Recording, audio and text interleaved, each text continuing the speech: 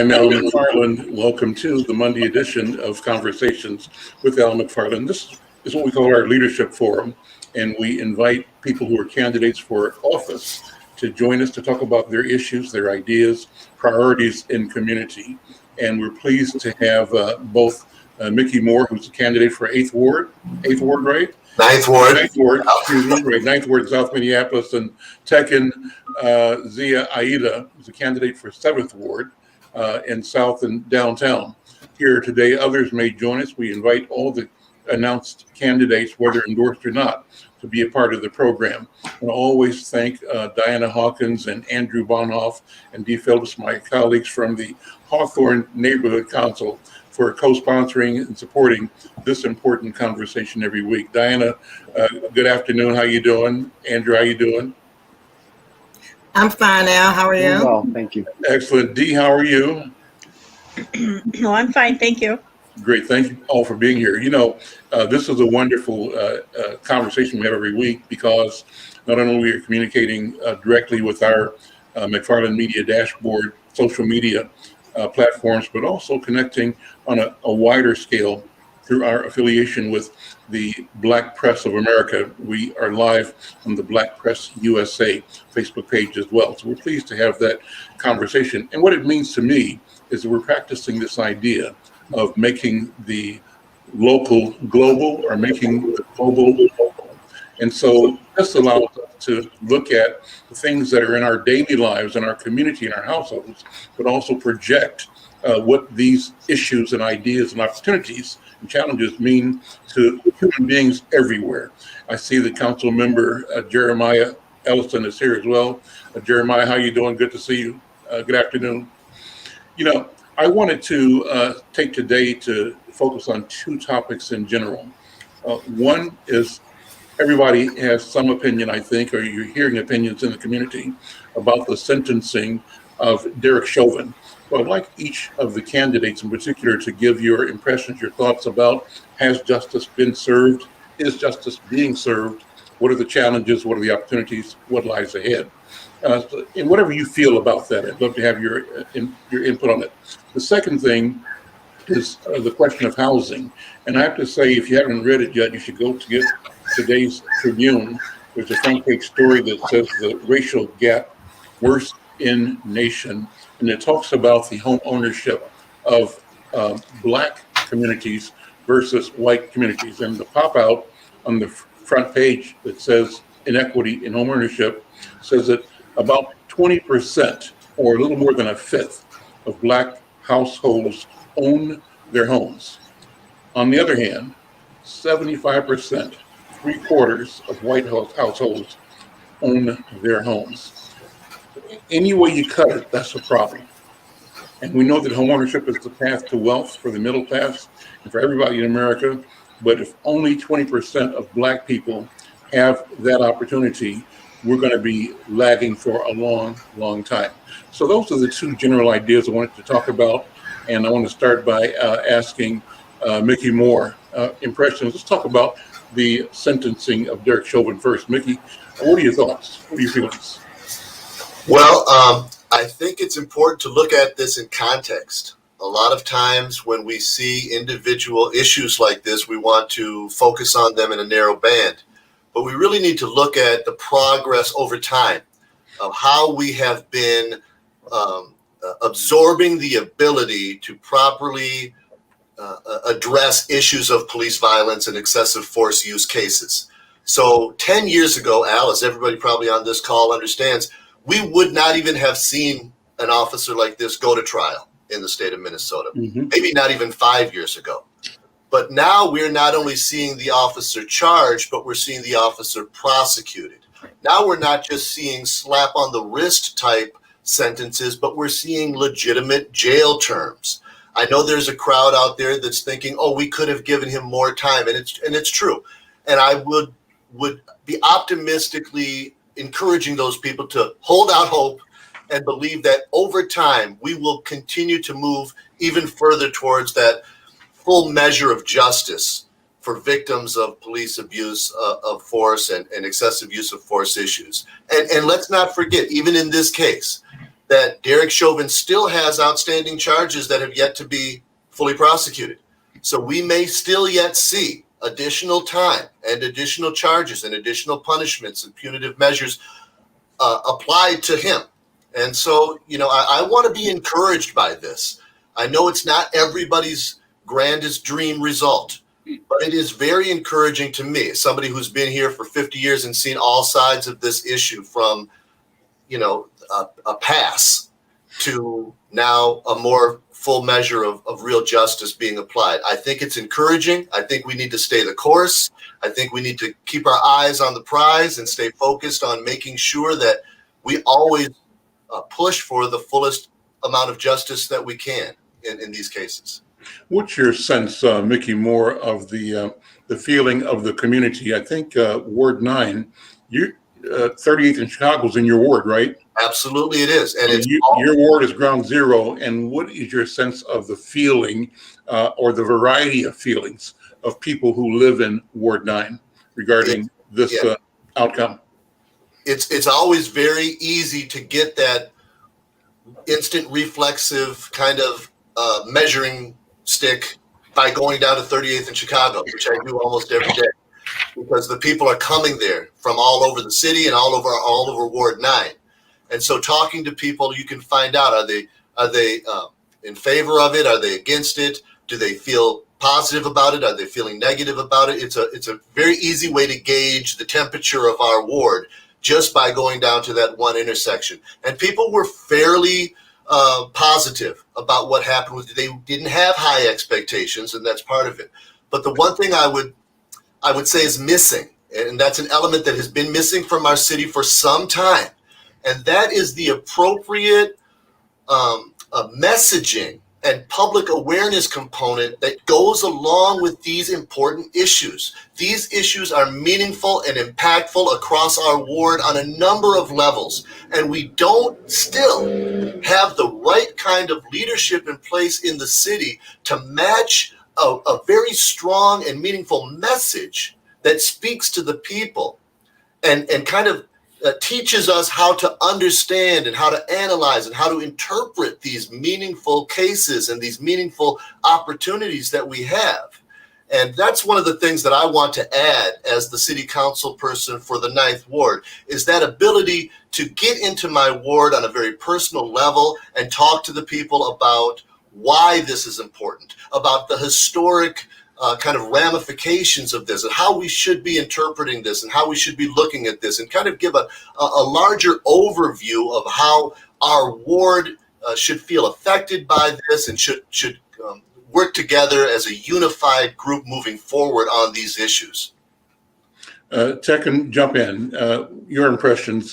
How do you read the sentencing, and how do you sense your community, your ward?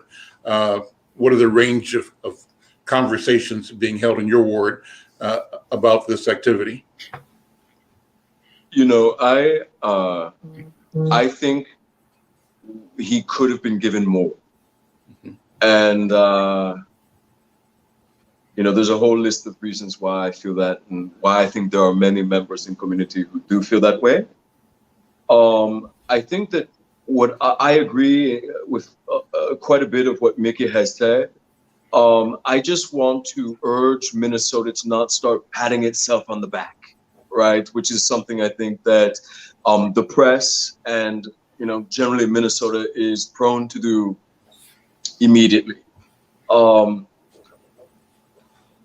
I think that the community received the information in a measured way. I think many people think it's not enough, but are sitting and waiting for the full picture to come into focus, as well as looking forward to the next 3 cases.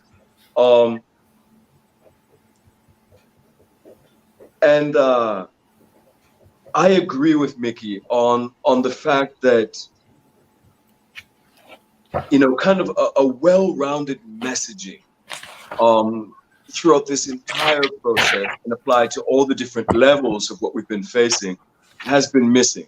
And Mickey and I may disagree on a whole measure of different issues and things, but I think one place that we come together is where we meet as businessmen, and we understand looking at life and also to looking at policies and products from a business person's point of view.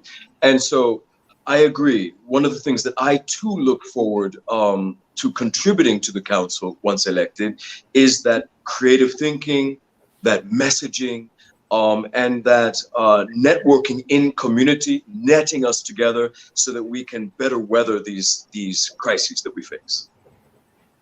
On another program, one of the lawyers who was discussing the question of change and accountability said kind of what you both have said, that it isn't a matter of what happened in this particular incident, though this is really, really important, but it's a matter of what happens the next time, the next time, the next time, the next time. That's where this whole notion of professionalism, of accountability, of ethical delivery of service to community will rise or fall.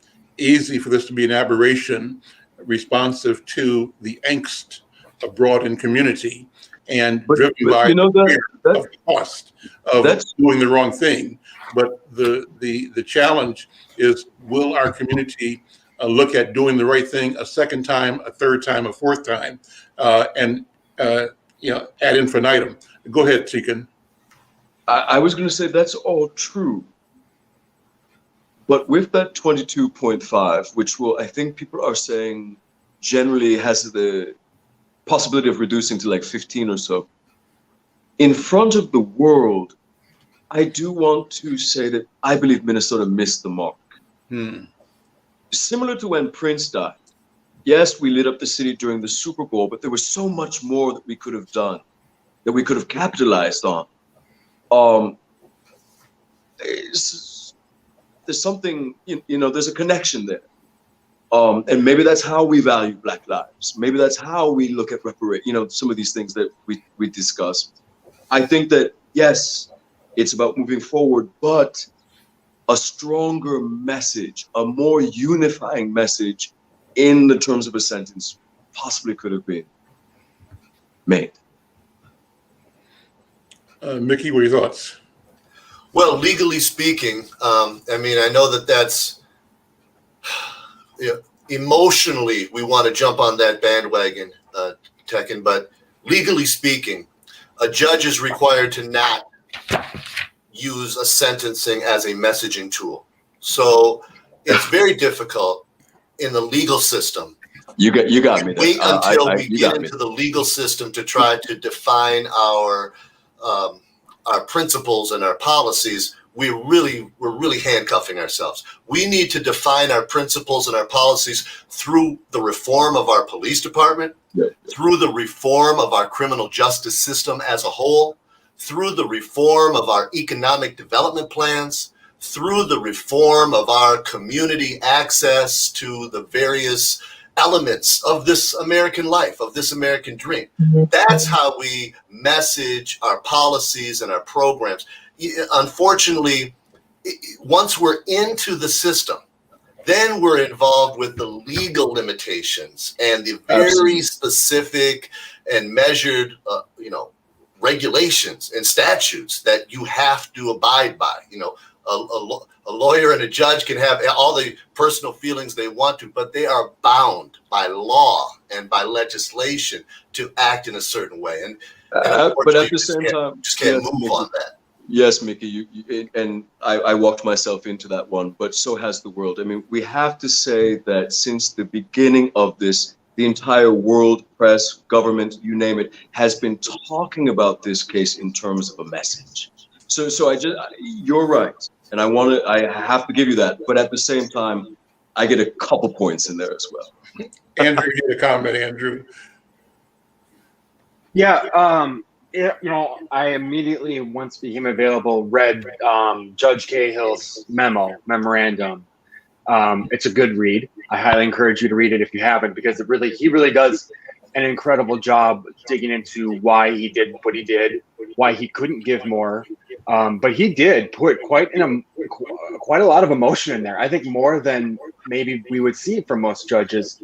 He talked about the heinous actions that Chauvin took. He talked about the children being there. He talked about he actually called it torture that George Floyd experienced at the end of his life. Cahill literally used the word torture to describe that. So he definitely put a tremendous amount of emotion into that. I agree. I think we need to see more, but again, from the legal standpoint, I think he actually met exceeded the expectations of many legal minds. I think the number most people were hearing would be somewhere around 15 years. And so to get the number we did, honestly, I think it's pretty extraordinary. I do wish we could see more of it. I think what the emotion where it comes to now, though, is if you want to see more, then we need to have politicians and leaders who step up and change the laws so that you can see more. A judge, if we really truly want honest and fair judges, whether we like it or not, they have to follow the rules set before them. If we want to see more, we have to change those rules. And so that's what I hope our state government takes on. I hope our city government, in terms of policing, pushes for more regulation, but more. I mean, we've heard on this show before, Al, from the police chief, Arredondo, that oftentimes he'll punish police officers. It'll go to the state, and that punishment will get removed, right? A judge can't fix that. A common citizen can't fix that. That is something our policymakers need to fix. So that's where, if we want to uphold George Floyd and honor George Floyd, our policymakers need to make policy and change policy in a way that we can do that in the future. And in both Mickey and my defense, and everyone who's in office or running for office, one thing that I realized in 2017 at the end of that cycle was that most of what we were being forced to debate was a state legislative issue. And so you're right, and that's where we have to, through education and outreach, inspire more citizens to get involved at that level, to impact our lives in those areas that we're so desperately needing change. The Felicia Perry was asking Andrew, where can she find the remarks from Judge Cahill? Good question. I know I pulled it from Minnesota Public Radio's website, but it's a public document, so it should be available on Hennepin County's court cases website. But I would imagine most news organizations would have a link to it somewhere. Let me push back too on a previous show with some attorneys that we have done on a weekly basis looking at the case. One of the attorneys described kind of the four elements that go into sentencing, and I could be wrong, but I'm remembering what I think he said. And the four items were, prevention is a concern, is one of the bases for determining a sentence, that punishment in and of itself is a consideration, that reform or rehabilitation is a concern. Can the offender be reformed or rehabilitated? And in this case, the attorney said that messaging, which is kind of related to prevention on two levels. One is you prevent that person from doing damage to other human beings or property by incarcerating him or her. That's one level of prevention. But the second level of prevention is a more public prevention, and that is if you educate or demonstrate to average people, to the public, that this behavior earns this response from society. That's a prevention message. And so I know that when we had Attorney General Ellison on several occasions, I think he was graciously saying that he wasn't looking and didn't see the role of the court as a platform for sending a message. He was saying that he simply was focused on justice for the specific violations of the law by the violator of the law, and his expectation and what he sought from the jury and the court and the trial was very narrowly defined, in his words again, as justice for the in the case of a person being violated and the perpetrator being judged with that. So there's that thought, and I think that's kind of what you guys are saying, that maybe messaging isn't, something that should be part of this. But I guess I'm thinking other legal people are saying, yes, messaging has a part to play. And I think one of our viewers sent a note about Black people often experience being punished as a message. And we go back to the movies, right, and to the folklore where they'd hang somebody or whip somebody, a public flogging, for what? Not only to punish the offender, whatever the offense was, but to frighten everybody else, the rest of the enslaved, so you knew that the consequence of your disobedience, whatever it was, meant imminent and massive pain and torture. So, but it's about that prevention, Mhm. and it's two-part prevention, but that one part to the public saying, this is the consequence of such an action. mhm. And I think the message that was sent, if we apply it that way, is like a C+B. Some people say a straight A because it's never happened. Mhm. So, I'm glad now there's more work ahead of us. Mhm. But I also see this as Al and Tech is that we need to understand, even though this kind of maybe not have been the justice that we were looking for, but it was the start of being accountable. We need that accountability. You got to be accountable. And I think in this case, he was held accountable for what he did to this person, for his actions. And I think that's what a lot of people are forgetting, that it's that accountability. So he was held accountable, even though we look at it maybe not being full justice. Let me ask, if anybody on this call has any inkling of what Derek Chauvin meant when he addressed the family. I'm not sure if remorse is the right word, but acknowledging them in a way that his mother didn't acknowledge them. He acknowledged their pain, I think, or their loss. And he had said something to the effect that something will happen in the very near future that will give you some kind of comfort. Am I saying that wrong? Did anybody Al, remember? can I? Go ahead. I have so many thoughts on this. When I heard that, and I was listening to Minnesota Public Radio's coverage, and their experts that they had on commentating were just puzzled. But the more I've heard, one, I think a lot of it's politics. I think a lot of it has to deal with the other three officers trying to figure out a plea bargain for them. But also, I think a tremendous amount is the federal case. I think the power of the federal government and the resources they have, which are, for all intents and purposes, limitless, there's a lot more coming out about Chauvin that we don't know. I mean, this is a guy who, let's not forget, tax fraud was something else he was caught on. And then essentially a prearranged divorce between him and his ex-wife to protect assets. So I do think that, I wonder if it's almost a mental thing we're going to find out about Chauvin, or if there's something that his attorney is using about a behavior, disability, or function that his attorney is going to try and use, because that's the only thing I can think about. And they're putting that out there as a way to combat the other three, and then also the federal case, which I get, Mr. Moore pointed out, that federal case, that could be even worse for Chauvin than we know.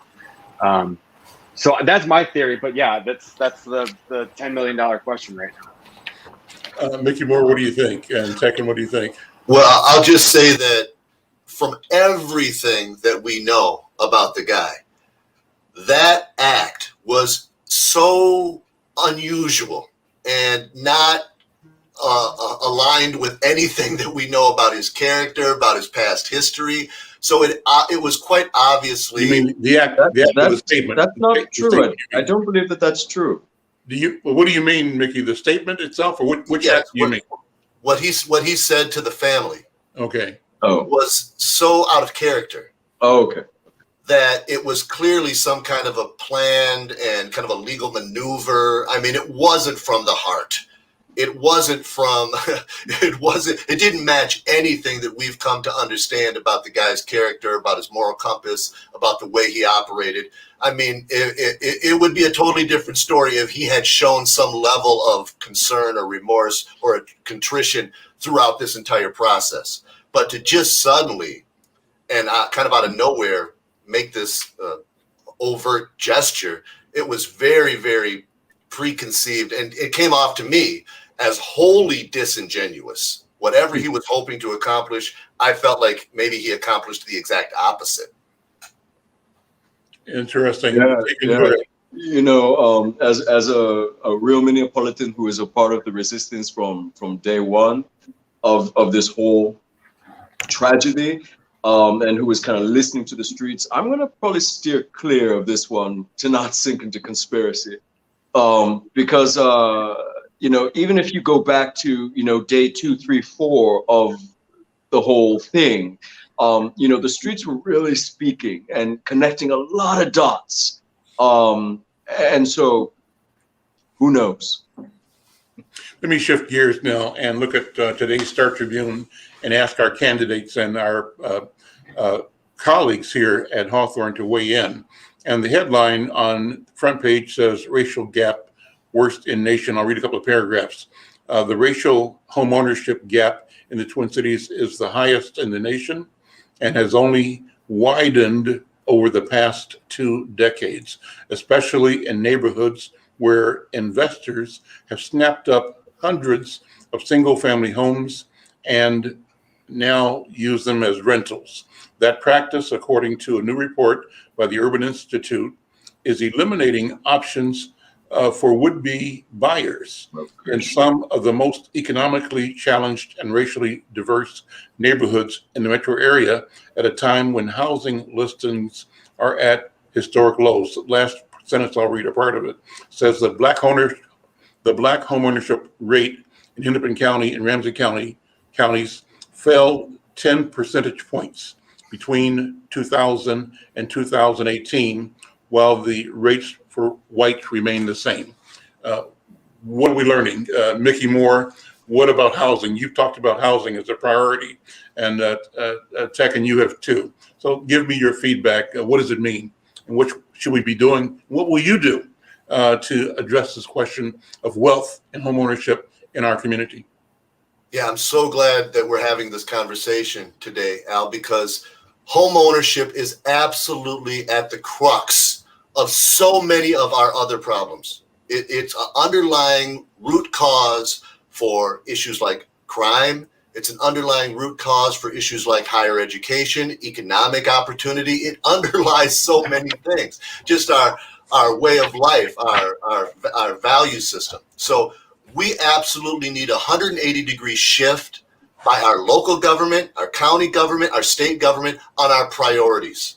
We need to start prioritizing the opportunities for people of color to transition themselves into home ownership.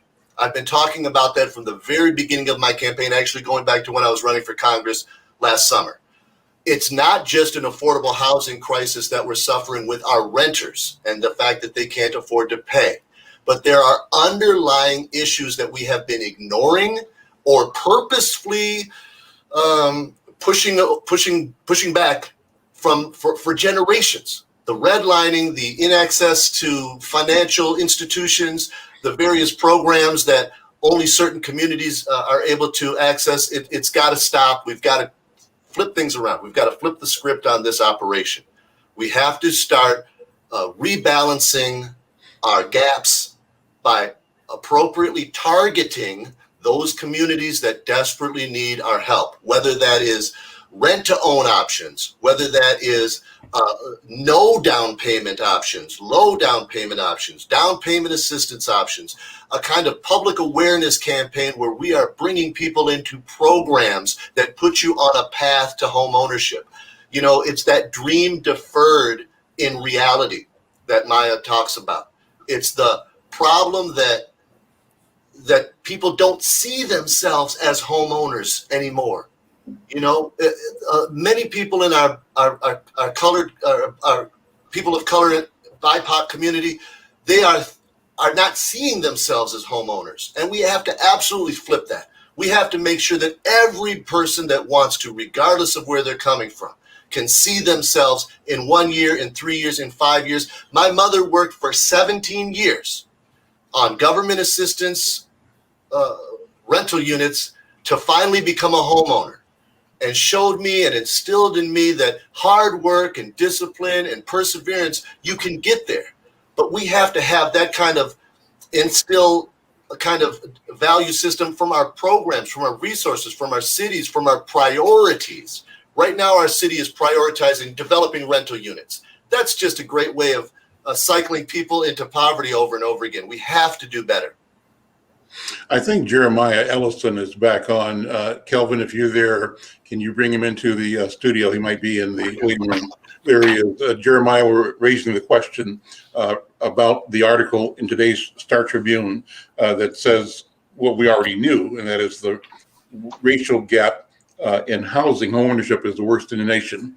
And you just heard candidate Mickey Moore talk about what he describes as a failure of the city council to focus on equity, homeownership.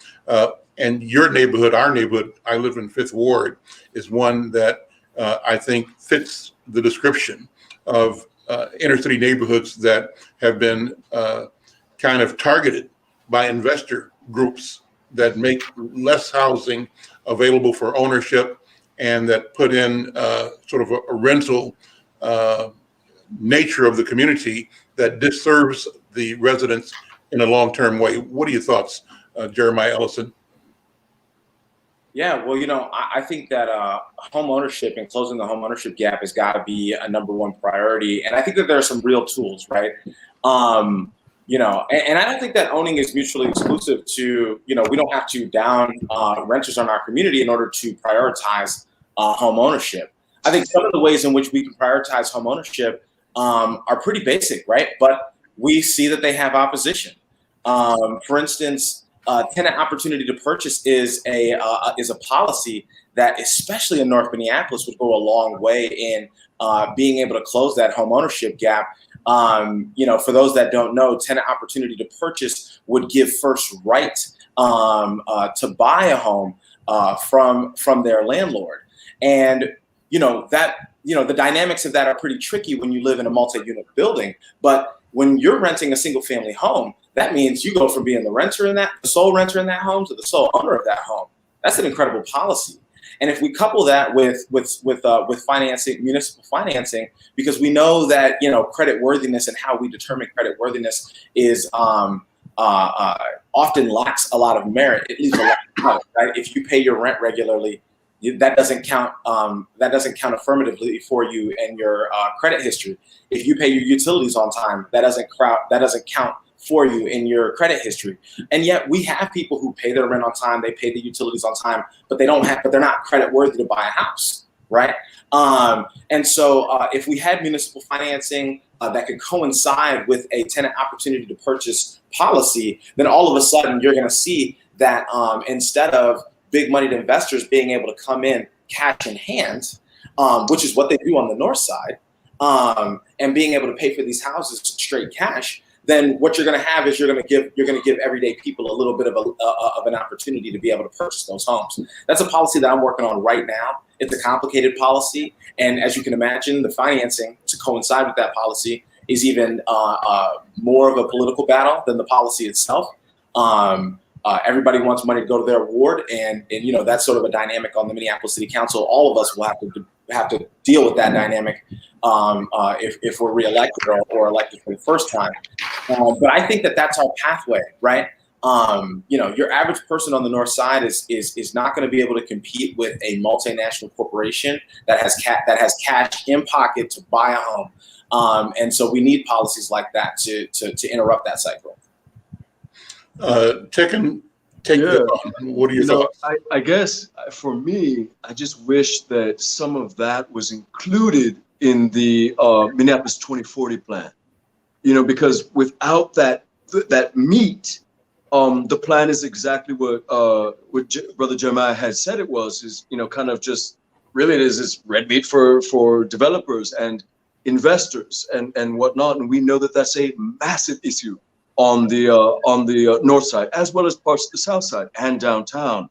And so, for me, I'm looking again. I've been fighting 2040, since the jump, as I almost immediately recognized that it was, in fact, doing what it said it was supposed to be stopping. And I keep going back to the reality that the city has products that we used in the 80s and the 90s to revitalize neighborhoods like the Wedge, Seward, Powderhorn, where we got people into first-time home ownership opportunities. Back then, diversity was, LGBTQ, mostly white people, hip, things like that. That was the diversity of that era. I think we should just go pull the books, dust them off, and just write in new groups to who were the beneficiaries of those policies that brought wealth and equity to those neighborhoods, but still were following along generally those red lines. Also, too, I want to say that data that you had first put out there, Mr. McFarlane, the fact that we have sunk further in the last 20 years is principal to my candidacy challenging Councilmember Goodman. Our city has sunk during her time on the council. And so to me, it is a huge red flag saying in the 7th Ward, we must have change so that Councilmember Ellison can have a powerful partner getting his constituency the dollars they need, as opposed to hoarding everything for the convention center. Jeremiah, you put a comment in the chat. Why don't you explain that?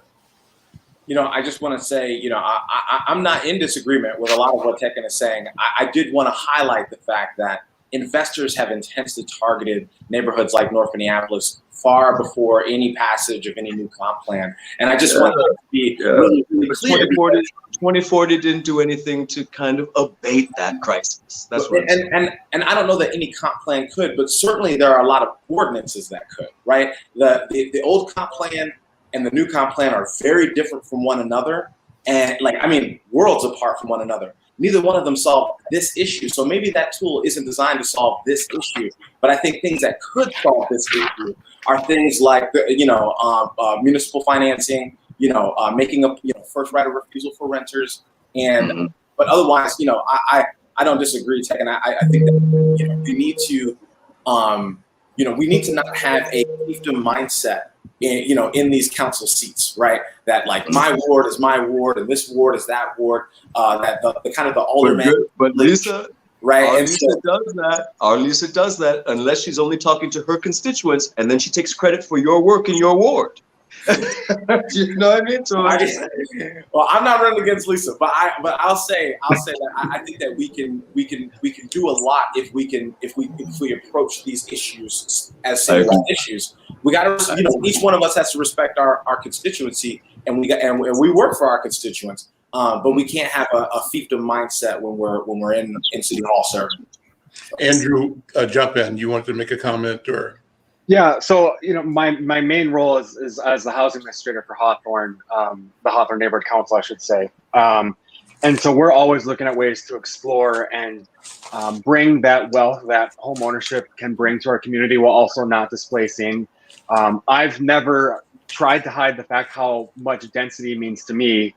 One thing that I think we at Hawthorne have tried to think about when it comes to density is 2040 is forcing oftentimes whiter wealthier neighborhoods that wish to just remain single-family home ownership neighborhoods to have diversity. So if you have the money to live where you want to live, you can buy up land. You can keep moving. The North Loop can keep expanding north. Hang on. The issue. Hang on. You have to have the money. Hold on a second. Hold on. And so when we say to Linden Hills, when we say to Lindale, when we say to Southwest neighborhoods, you don't get to say no to every apartment building. You don't get to say no to every duplex and every triplex. These are going to get built in your neighborhood.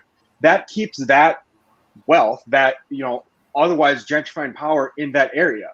And it allows for the north side, for our NOAA housing, our naturally occurring affordable housing, to remain and not get bought by somebody who's going to renovate it and flip it.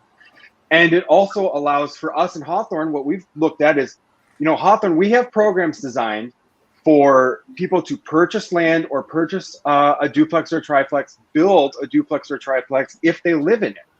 So not just buying it as a property for investment, but something you want to live in, something you want to take care of, and something that you also want to rent out your other 2 units to community members. We feel that if you're a part of the community, you will rent out to the community. So it was 2040 perfect? No. But for us, the Hawthorne Neighborhood Council, we look at it and we say, these are good aspects that we're going to take advantage of. And we're going to use those rather than complaining about what we don't like to benefit our community. Absolutely. And that's the biggest thing, is that we have, you know, it is generally law. So it's not so much, I mean, even though we're kind of relitigating it off and on, it's that now we've got to fill it in, right? With more of those types of opportunities and policies like that you and Jeremiah were speaking of, so that the document actually does what it says it wants to do. We've got to do that kind of stuffing. I think, if I could just say, I think it's important that we don't lose the focus of why we're talking about this issue right now.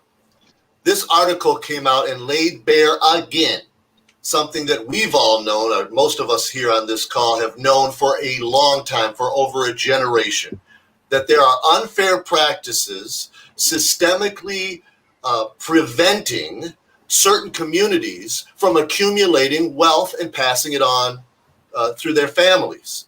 And we have to think about that. When it's a policy, when it's a program, when it's a city resource, when it's a liaison between the city and the county or the state, we have to bring that aspect of the issue up to the top and make sure that everybody understands that is the concern.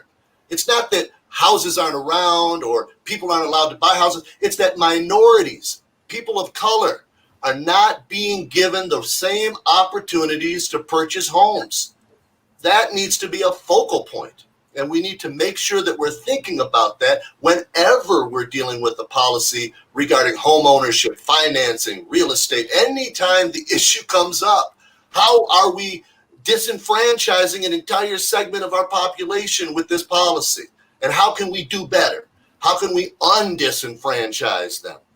And that single family home ownership, or home ownership in general, is still the path to that generational wealth that we say is so important for especially those communities that have been left out.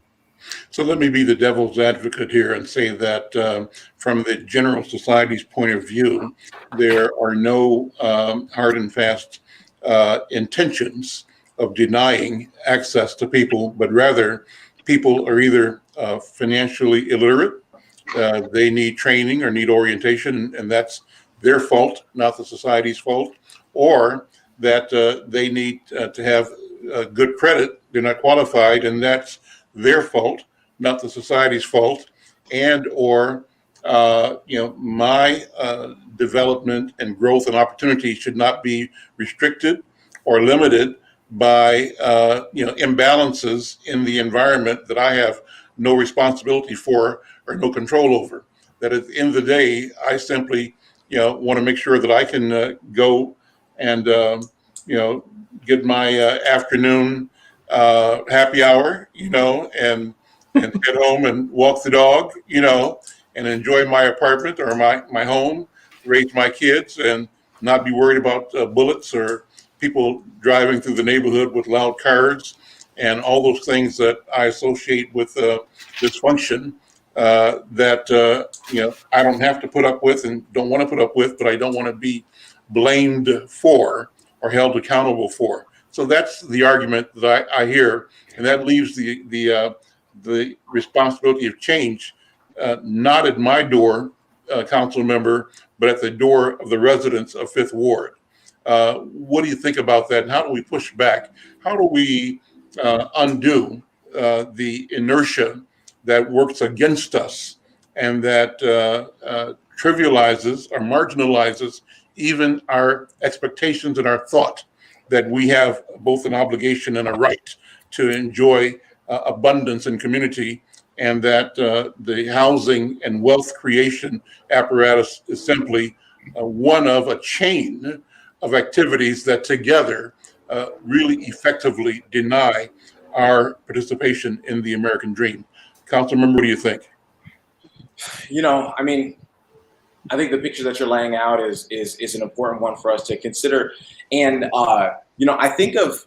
I really think of the importance of home ownership and wealth creation as sort of part and parcel to stability. There's anybody who was able to read Evicted, the book Evicted. There's this passage early in the book where the author is describing somebody being displaced into a new neighborhood, right? And she had known the people on her block really well.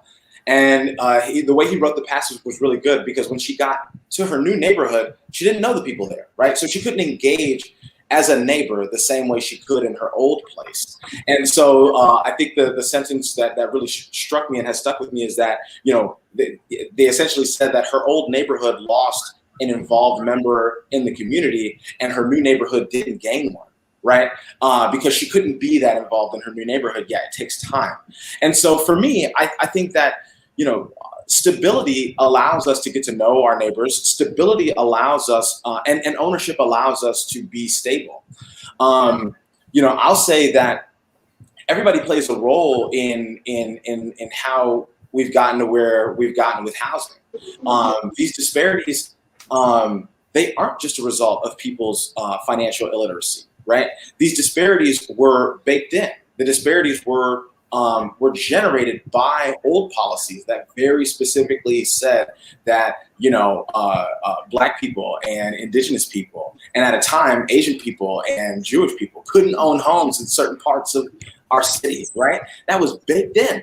And so to say that, that we can end the policy without undoing them, that we could do all this damage and then just stop without providing any remedy, and that there wouldn't be residual effects decades into the future is it's incorrect, right? I think that we do have to put ourselves in a position to undo some harms. I think that's what that's what I hear Tekken calling for when he's saying, look, we can expand who lives in our city, but that doesn't inherently undo the harms. That I definitely agree with, right? And so and so to me, last time on your show, we spent a lot of time talking about reparations, right? And this is a part of that conversation. And I love that in the last, 5 years or so, even the term reparations has gone from being sort of like this laughable pie in the sky dream to now you've got, members of Congress saying, no, we need to take a serious and legitimate accounting of what is owed, right? And I think that one of the main reasons that, our country is going to be resistant to examining how much Black people are owed is because once you start scratching that surface, you're going to realize that a lot more people have been harmed, that Indigenous people are owed, that, that we probably never really made amends for like the Chinese Exclusion Act and all these other policies that got us here. And so, that kind of was a big sprawling answer, but I just want to go back to stability. Stability allows us to know our neighbors. And when we know each other and when we're stable and secure in knowing each other, then the guy who's got the trunk rattling speakers rolling down your block, that becomes a feature of your neighborhood and not a bug of your neighborhood, right? That becomes culture in your neighborhood and not something that generates fear in your neighborhood. And I think that that's really important for us to get there. And we only get there if we know each other.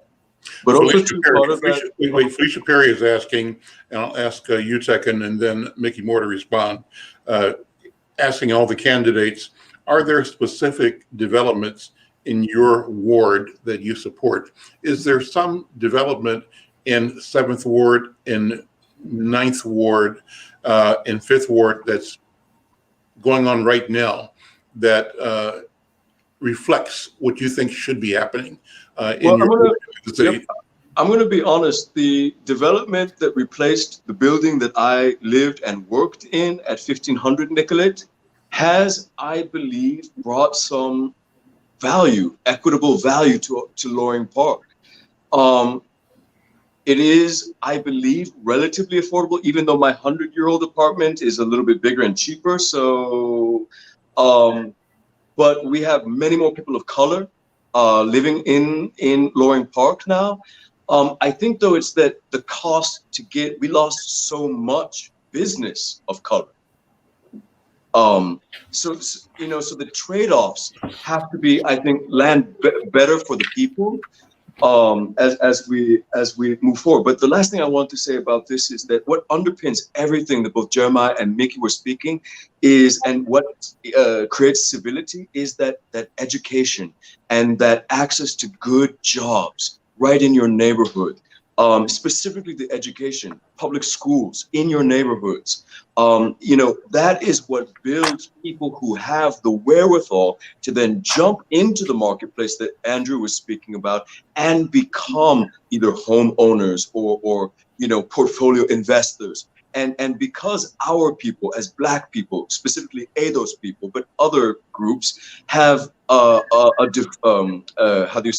we're at a kind of negative when it comes to access to good jobs and to a quality education, we're not even able to attain the benefits of what 2040 possibly could offer us. And so that's where I'm looking as well. Mickey Moore, once you jump in, now your image is more shadowy now, Mickey. I don't know if your light situation changed or not. Well, it's storming outside, so I'm not getting any of the natural light. That's what it is. Okay, well, we can hear you. Go ahead.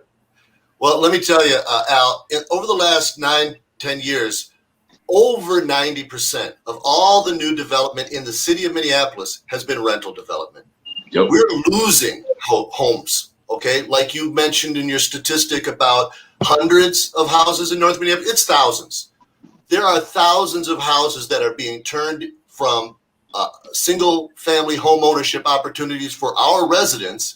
They're being bought up by large companies, some of them out of state, some of them out of the country, and they're being turned into rental opportunities only. Yep. And we have to shift our priorities on that. We have to take a stand.